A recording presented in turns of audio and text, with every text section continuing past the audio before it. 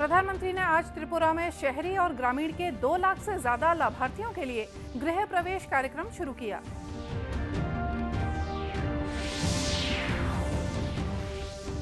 मुख्यमंत्री ने बाबा गुरु घासीदास की जयंती पर संभागों में अनुसूचित जाति और पिछड़ा वर्ग के लिए नए प्रयास विद्यालय के साथ छात्रावास खोलने की घोषणा की।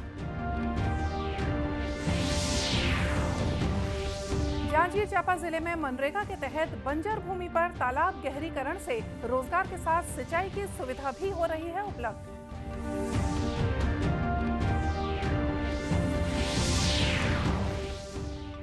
और फीफा विश्व कप फुटबॉल प्रतियोगिता का फाइनल मैच आज अर्जेंटीना और फ्रांस के बीच खेला जाएगा।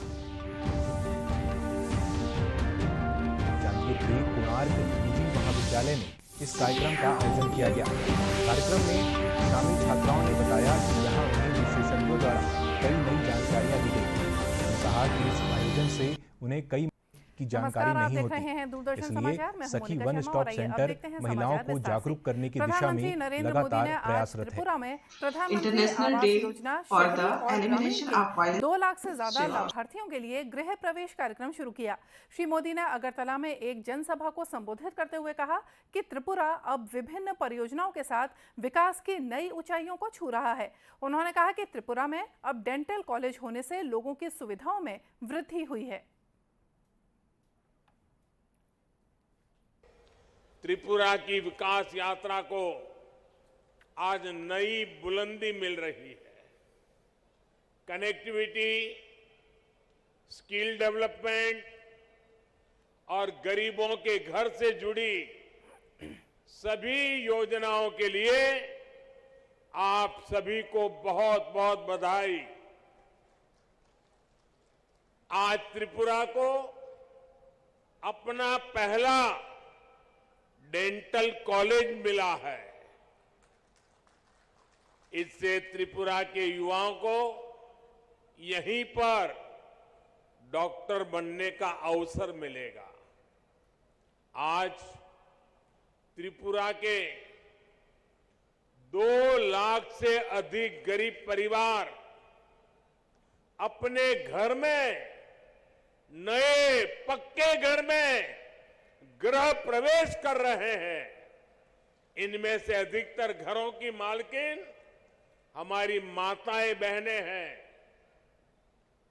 और आप सबको पता है, ये एक एक घर लाखों रुपयों का बना है। बहुत सी बहनें ऐसी हैं जिनके नाम पर पहली बार कोई संपत्ति दर्ज हुई है।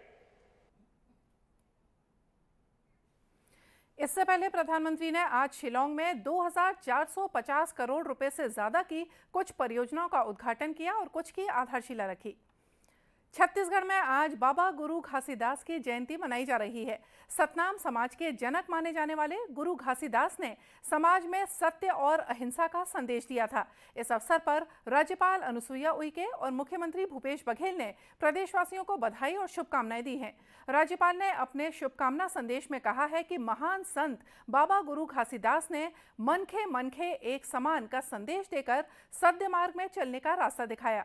मुख्यमंत्री ने गुरु घासीदास के उपदेशों और शिक्षा को याद करते हुए कहा कि सभी मनुष्य एक समान हैं। बाबा जी ने मानवीय गुणों के विकास का रास्ता दिखाया और नैतिक मूल्यों की पुनर्स्थापना की। मुख्यमंत्री ने आज रायपुर के शासकीय आदर्श पोस्ट मैट्रिक अनुसूचित जाति बालक छात्रावास पेंशनबाड़ा में आयोजित जयंती समारोह में सभी संभागीय मुख्यालयों में अनुसूचित जाति और पिछड़ा वर्ग के विद्यार्थियों के लिए प्रयास विद्यालय प्रारंभ करने की घोषणा की। हमारे लिए एक महत्वपूर्ण दिन है, पूरे छत्तीसगढ़ के लिए, मानवता के लिए जो संदेश बाबा गुरु घासीदास जी ने दिया है वो हमारे लिए बहुत ही महत्वपूर्ण है। और ये पूरा जो पखवाड़ा है वो गुरु पर्व पखवाड़ा के रूप में हम सब मनाएंगे। मैं इस अवसर पर पूरे प्रदेशवासियों को बधाई देता हूँ, शुभकामना देता हूँ। इधर दुर्ग जिले में भी बाबा गुरु घासीदास की जयंती हर्षोल्लास के साथ मनाई जा रही है। भिलाई में इस अवसर पर एक शोभा यात्रा निकाली गई। शोभा यात्रा में समाज के लोगों ने बढ़ चढ़कर हिस्सा लिया। शोभा यात्रा में पंथी कलाकार अपनी नृत्य कला और कौशल का प्रदर्शन करते हुए चल रहे थे।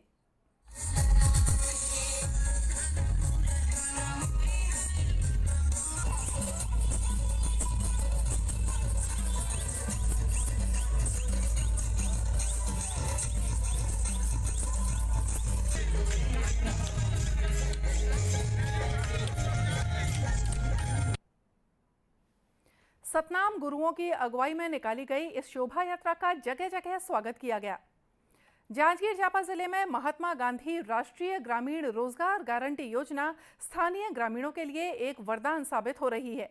जिले के ग्राम पंचायत बाना में जहां एक और बंजर भूमि में तालाब खुदाई के कार्य से श्रमिकों को रोजगार मिल रहा है, तो वहीं दूसरी ओर तालाब के पानी से सिंचाई का नया साधन भी उपलब्ध हो रहा है।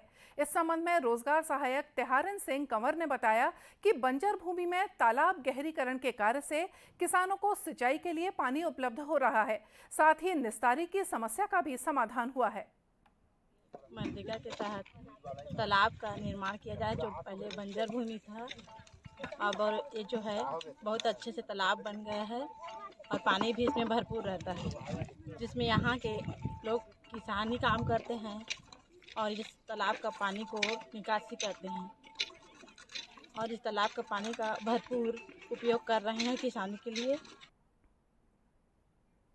वहीं हितग्राहियों ने बताया कि मनरेगा के माध्यम से गांव में 100 दिन का रोजगार मिलने से आर्थिक समस्या का सामना नहीं करना पड़ रहा है। साथ ही पहले पहाड़ का पानी बह जाता था, लेकिन तालाब के गहरीकरण से सिंचाई की सुविधा मिलने से फसलों का उत्पादन भी बढ़ गया है।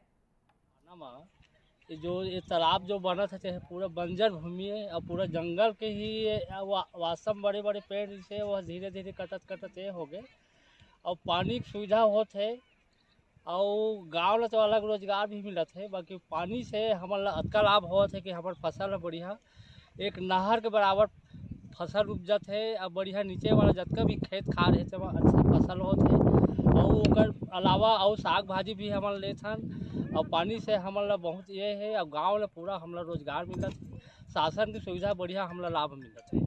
आस पास के पूरा खेत था पूरा पानी में पल गए, इतने का रोजगारी मिला थे, इसने हमारा मजदूरी मिलते रहा और चलते रहे सही। आपको बता दें कि मनरेगा की शुरुआत ग्रामीण क्षेत्रों में रोजगार और आजीविका सुरक्षा को बढ़ाने के उद्देश्य से की गई है। और आइए अब लेते हैं एक छोटा सा ब्रेक।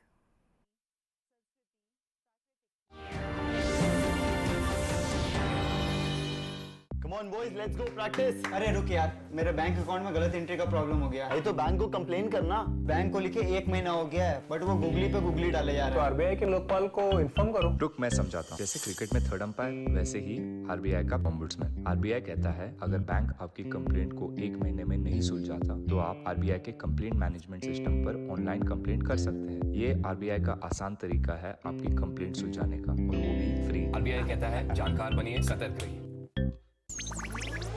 डिजिटल बैंकिंग का है जमाना, टाइम है बचाना।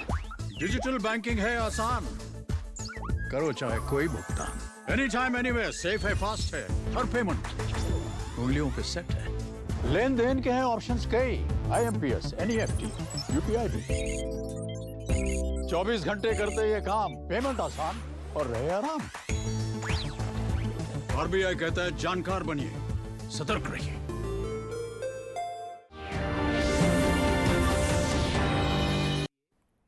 ब्रेक के बाद एक बार फिर से स्वागत है आप सभी का दूरदर्शन समाचार में। एक वक्त तक बिजली के काम सिर्फ पुरुषों के लिए माने जाते थे, लेकिन इस भ्रम को कोरबा के वनांचल में रहने वाली बेटियों ने तोड़ दिया है। प्रधानमंत्री कौशल विकास योजना के तहत अनुसूचित जनजाति के विद्यार्थियों को फिटर इलेक्ट्रिकल असेंबली का प्रशिक्षण दिया जा रहा है। 45 दिन के आवासीय प्रशिक्षण में छात्रों के साथ छात्राएं भी मोटर वाइंडिंग, घरेलू और औद्योगिक बिजली के कार्यों को बखूबी सीख रही हैं।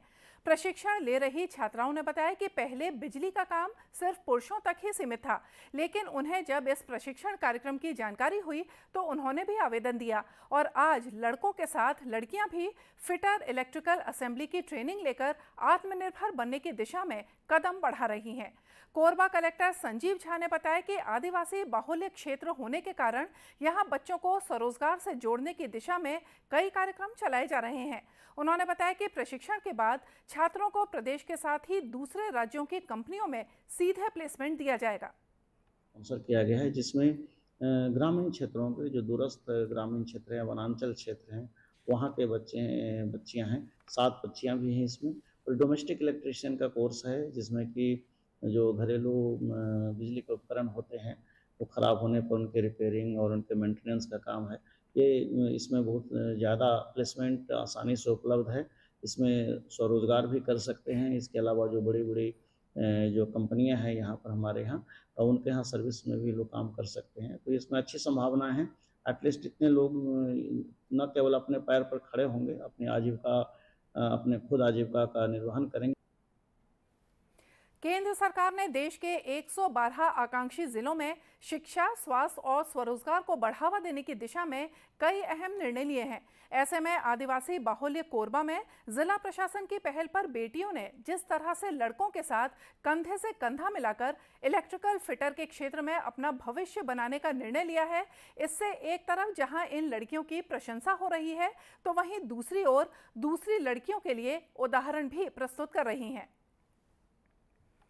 दुनिया में प्रेम, शांति, सद्भावना, भाईचारा, परोपकार, सेवा और सहयोग का संदेश फैलाने वाले प्रभु यीशु मसीह के जन्म दिवस पर मनाए जाने वाले क्रिसमस पर्व को 7 दिन रह गए हैं। एक और प्रदेश के चर्च में जहां क्रिसमस पर्व को धूमधाम से मनाने की तैयारियां चल रही हैं, तो वहीं कई शहरों में क्रिसमस सद्भावना रैली भी निकाली जा रही है। इसी सिलसिले में राजधानी रायपुर में आज मसीही समाज ने क्रिसमस सद्भावना रैली निकाली। रैली में प्रभु ईसा मसीह के जन्म उत्सव से जुड़े शुभ संदेश दिए गए। इस दौरान रैली शहर के विभिन्न मार्गों से होते हुए निकली।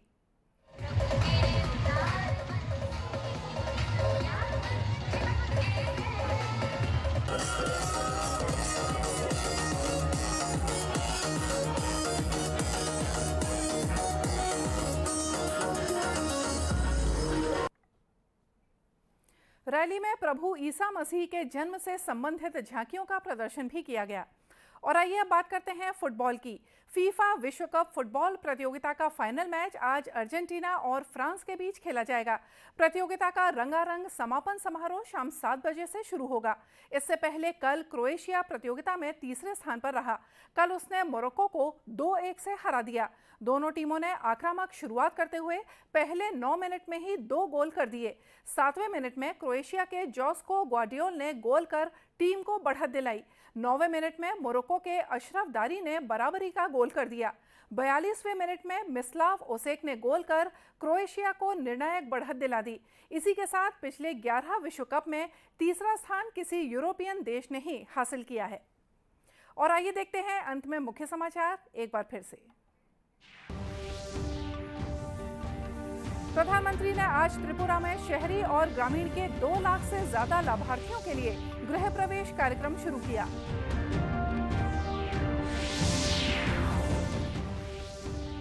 मुख्यमंत्री ने बाबा गुरु घासीदास की जयंती पर संभागों में अनुसूचित जाति और पिछड़ा वर्ग के लिए नए प्रयास विद्यालय के साथ छात्रावास खोलने की घोषणा की। जांजगीर चांपा जिले में मनरेगा के तहत बंजर भूमि पर तालाब गहरीकरण से रोजगार के साथ सिंचाई की सुविधा भी हो रही है उपलब्ध।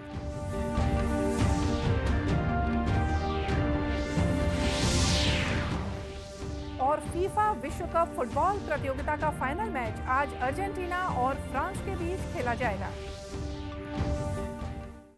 और इसी के साथ ये समाचार बुलेटिन यहीं समाप्त हुआ। नमस्कार।